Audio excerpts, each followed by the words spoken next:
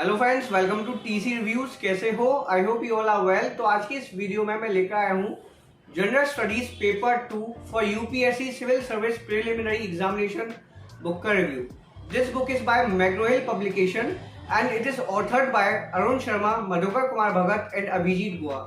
आज की इस वीडियो में हम देखेंगे इस बुक के कंटेंट को, जानेंगे कि ये बुक क्या हमको हेल्प कर सकती है पेपर 2 की प्रिपरेशन में। ज्यादातर यूपीएससी एस्पिरेंट्स करते क्या है कि वो प्रिलिमिनरी पेपर 1 और मेन एग्जामिनेशन पर ही फोकस रखते हैं, जबकि वो पेपर 2 की प्रिपरेशन पर ध्यान नहीं देते। उनको लगता है कि ये तो बस यूं ही निकल जाएगा। लेकिन ये जान के शायद आपको हैरानी होगी कि अगर आप पेपर 2 में एटलीस्ट 33% स्कोर नहीं करोगे देन आप यूपीएससी क्वालिफाई ही नहीं कर पाओगे।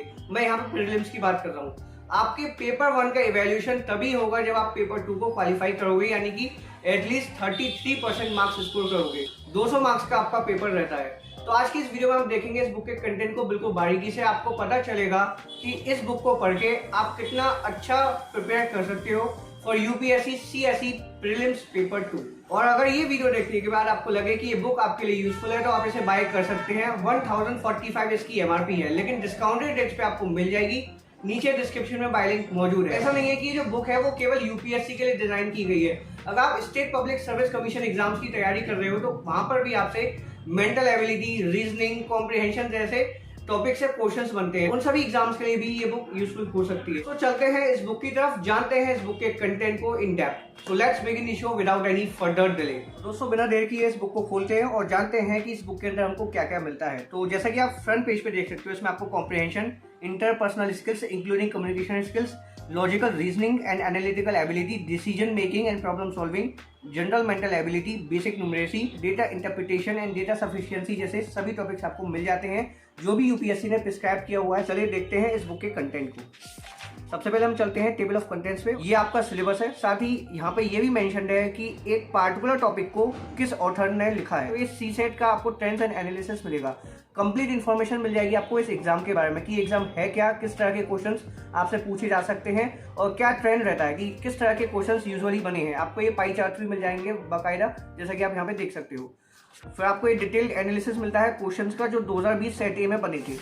तो ये आ जाता है आपका कंटेंट। सबसे पहले आपको कॉम्प्रिहेंशन मिलेगा, फिर उसके बाद आपको interpersonal skills including communication skills. इसमें आपको 2 चैप्टर्स मिलते हैं, sentence completion, critical reasoning and paragraph comprehension. दोस्तों, आपको logical reasoning and analytical ability का पोर्शन मिलेगा, जिसमें आपको टोटल 11 चैप्टर्स मिलेंगे, जिसमें आपके introduction to logical reasoning based on arrangements, team formation, sequence and series, blood relations, direction test, puzzle test, set theory and venn diagrams, cubes and dices जैसे chapters मिलेंगे। उसके बाद दोस्तों आपको नॉन वर्बल रीजनिंग मिलेगी, एक हल्का फुल्का इनसाइट आपको मिलेगा। देन आपको decision making and problem solving के बारे में बताया जाएगा। फिर जनरल मेंटल एबिलिटी, इसमें आपको syllogisms, logical deductions, statements and conclusions, assertion and reason, mathematical operations, routes and network diagrams, permutations and combinations. उसके बाद दोस्तों आपको बेसिक न्यूमेरेसी का पोर्शन मिलेगा, जिसमें आपको HCF and LCM of numbers, fraction, percentage, average जैसे टॉपिक्स मिलेंगे जो बेसिकली 10th लेवल के रहते हैं। Ratio and proportion, problems on simple equations, chain rule, time and work, profit loss and discount, time and distance.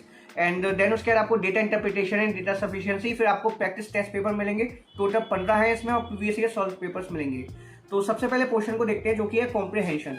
तो आप देख सकते हो आपको इंट्रोडक्शन मिलेगा, फीचर्स बताए जाएंगे कॉम्प्रिहेंशन पैसेजेस के कि आपको केयरफुल रीडिंग करनी चाहिए, लैंग्वेज क्या होती है कॉम्प्रिहेंशन की वो आपको बताया जाएगा, ability to concentrate, visualising what is being said, तो कंप्लीट कंसेप्चुअलाइज थ्योरी आपको मिलती है। फिर how to prepare developing skills, how to answer, कैसे आपको आंसर देना है।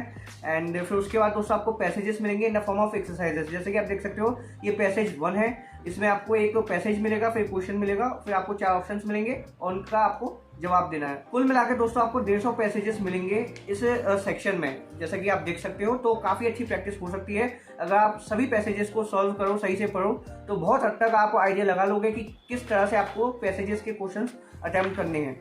तो काफी सही पोर्शन ये रहता है, इससे आपकी काफी अच्छी प्रैक्टिस हो सकती है।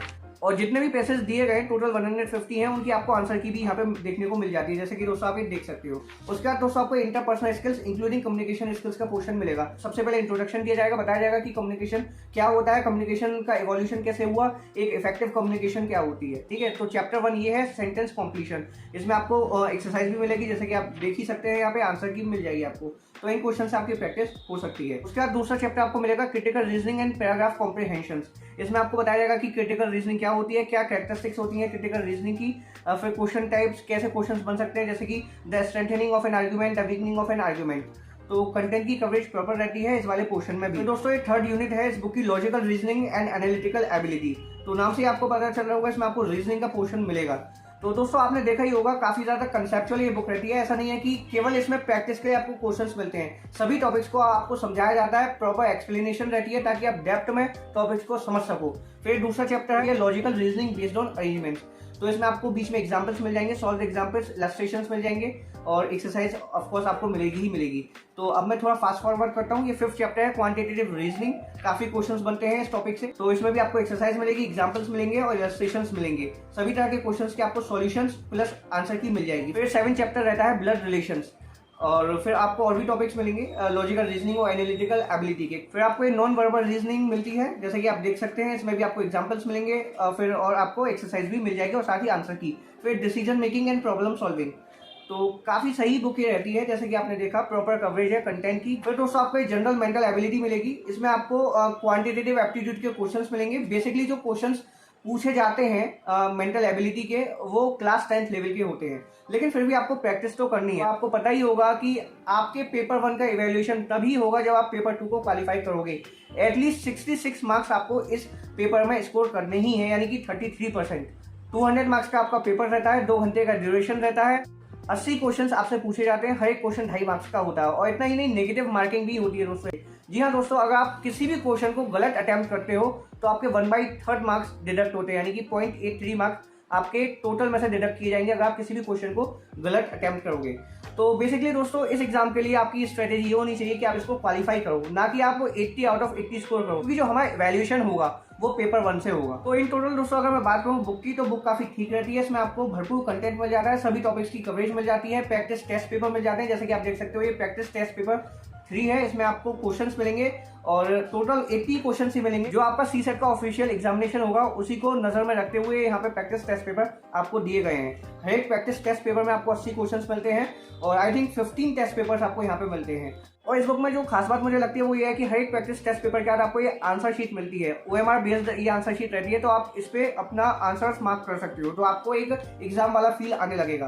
तो बस मैं आपसे यही कहना चाहूंगा कि इस पेपर को आप नेग्लेक्ट मत कीजिए। आप सोचें कि केवल मैं जनरल स्टडीज की पढ़ाई कर रहा हूँ, कहने का मतलब ये है कि प्रीलिम्स की पढ़ाई कर ले रहा हूँ, मेन एग्जामिनेशन की पढ़ाई कर ले रहा हूँ और पेपर 2 को छोड़ दे रहा हूँ, तो ये आपकी एक गलत फहमी है। पेपर 2 क्वालिफाइंग इन नेचर में फिर से रिपीट कर रहा हूँ, इसीलिए आपको इस पे भी फोकस करना है। पेपर 1 का इवैल्यूएशन तभी होगा जब आप पेपर 2 को क्वालिफाई करोगे, तो पेपर 2 की भी इंपॉर्टेंस काफी ज्यादा रहती है। इस बुक से मुझे बस एक शिकायत है, वो ये है कि इसमें केवल 2020 का सॉल्व्ड पेपर दिया गया है। हालांकि जिस हिसाब के इसमें क्वेश्चंस दिए गए हैं वो काफी ज्यादा है, उनसे आपकी प्रैक्टिस ऑटोमेटिकली हो जाएगी, लेकिन फिर भी इनको लास्ट 3 से 4 ईयर्स के सॉल्व्ड पेपर्स देने थे।